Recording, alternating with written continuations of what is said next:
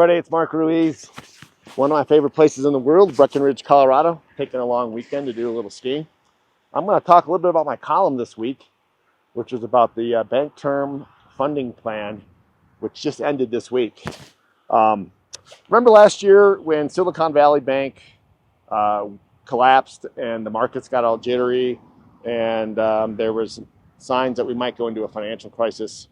And we didn't, and everybody kind of recovered and went to pay attention to other things because of the program called the Bank Term Funding Plan, which was rolled out by the Federal Reserve.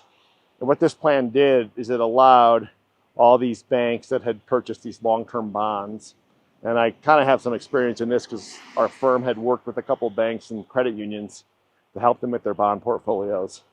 And it was really hard to find yield throughout the 2015 realm.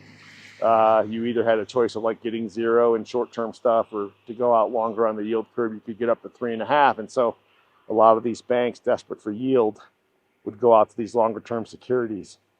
Well, when interest rates went up last year or in 2022, those securities priced down, and they priced down a lot, up to 40%. And that really kind of destabilized the balance sheets of the banks that own them.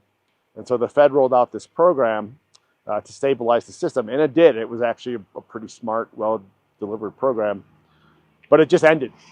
And so if there were any problems in the banking system, it was papered over and kind of band-aided by that program, and that band-aid just came off. And so I'm not calling for a banking crisis or any other kind of financial crisis, but I'm going to say if there's going to be stress in the financial system from the banks, we're going to only find out going forward from now because that Fed program is over. And so something to pay attention to. If we start getting a little bit louder in the media about that issue, it's something I'll write about again in the column, but it's something I'm definitely thinking about as I'm skiing all day, having a great time. So thanks for tuning in. We'll see you next time.